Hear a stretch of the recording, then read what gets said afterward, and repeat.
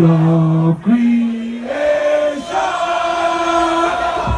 thy rights are noble. Yeah, that's right.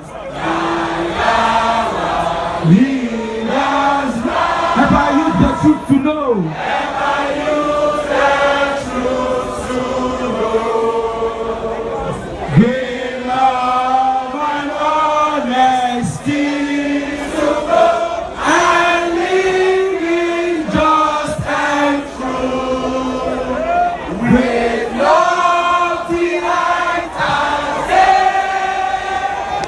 And by Alausa here, Ikeja, they even employ touts and thugs to come and kill us. They came in their numbers, like hundreds of them. And they started chasing us, they macheted people. They came down from BRT bus. I had injuries on my leg. We have a lot of people that are injured. They hit me with the stick they brought. Those people who are meant to protect us are even employing the elements of death upon its own youth.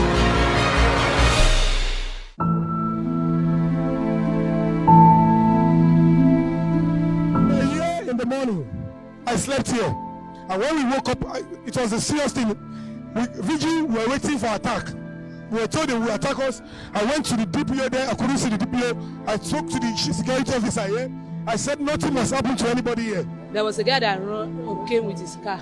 Said we should be at alert that some people have been paid to come and ambush us in the midnight. So we said okay. So we were like everybody. We were at alert.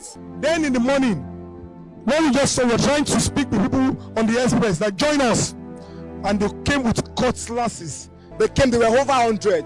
Knowing fully well that because we are not much here in the morning, they came, they disrupted everything. I had injuries on my leg. Cutlasses, guns, and axes. I was asking one guy, like, what's happening?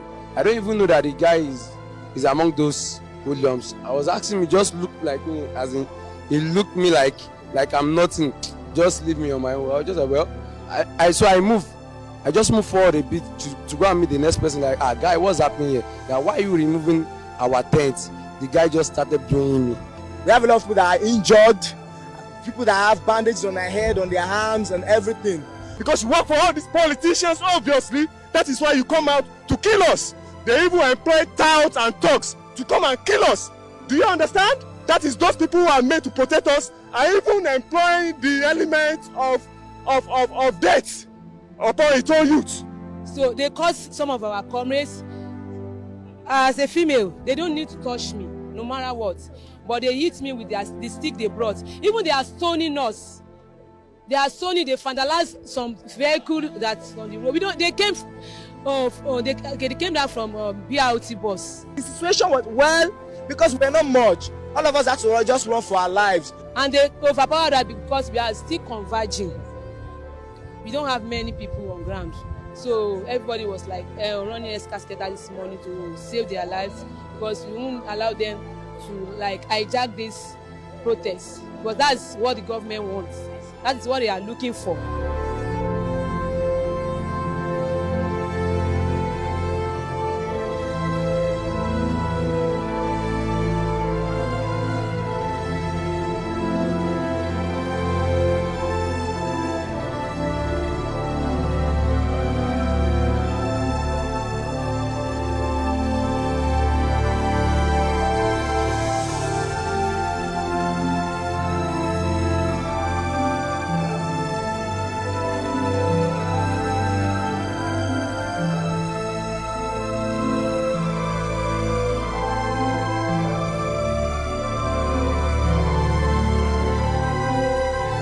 To be human. Stop killing us. Stop killing us. We can do better as a nation. Stop killing us. Reform Nigeria. You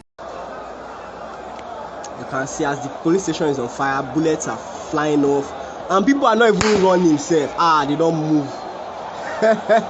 Oh boy. Kasala don't finally gas.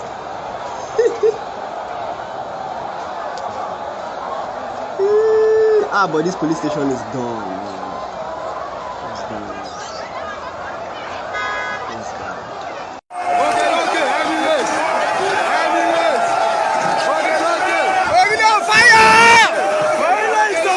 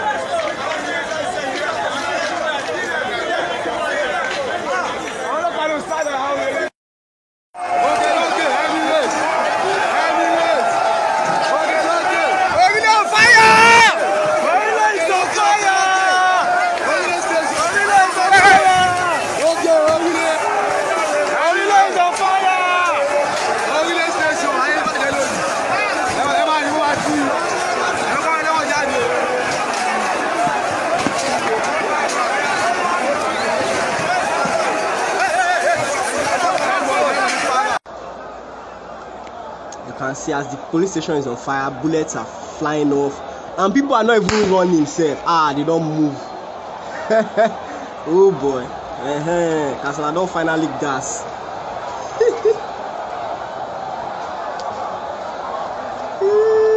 But this police station is done. It's done. It's done.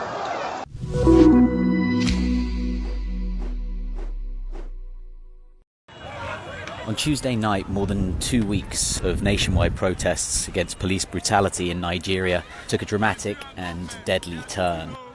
They are shooting at us. They are shooting. Security forces stormed the protesters' key demonstration point at a place called Lekki Tollgate in Lagos. Now, we spoke to several witnesses and they described a chaotic scene where live rounds were fired in their direction. They say a number of people were killed and several more were injured.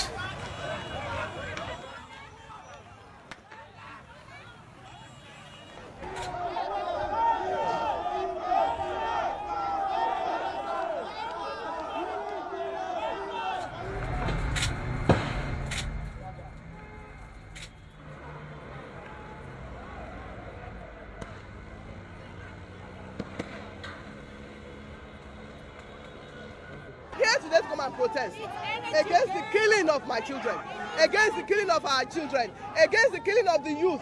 We want a new Nigeria where righteousness, peace and justice reign. Nigeria, which is Africa's most populous country, more than 200 million people, has been rocked over protests across the nation.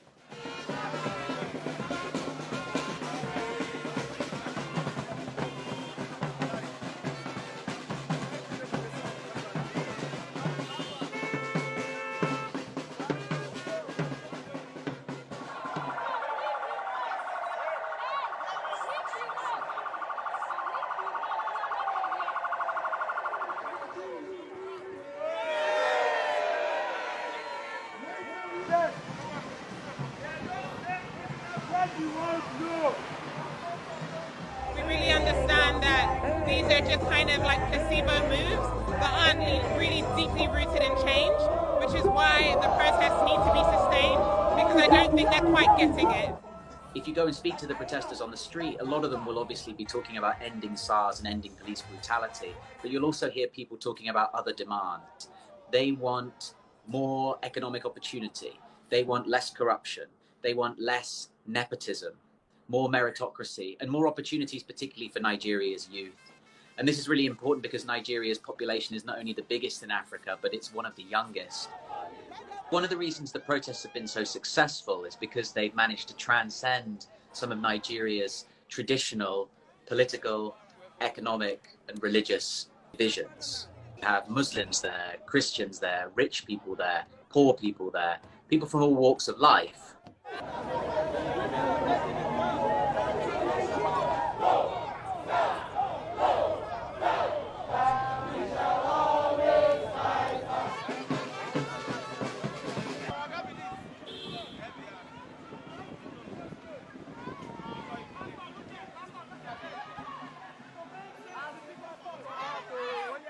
The street protests are taking place in a context of significant economic pain. Nigeria's economy has not been growing strongly in the last few years, even preceding the coronavirus.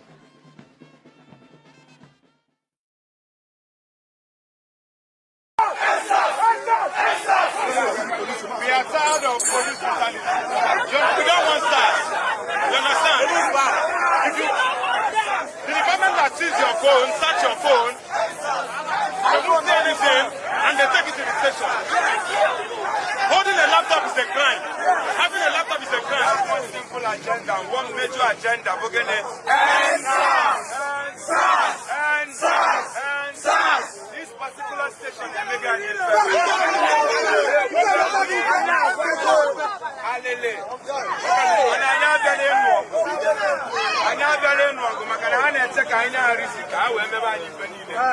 and if I will let our voices be heard, and that is why we are here.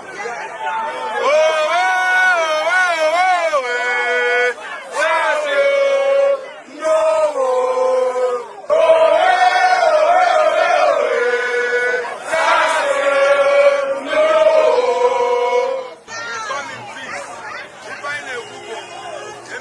anyị this unit.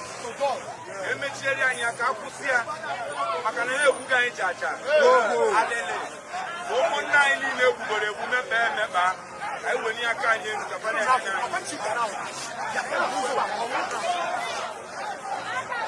ụmụnne anyị niile egbugoro egbu. Ụmụnne anyị niile akọchọgoro. Ị na-aga mba mba ndị mmadụ na-esi asụrụ gị pepe fon na sị gị na pepe laptọp. Alele. Father, we never be your father. We never be. We never be. We never be.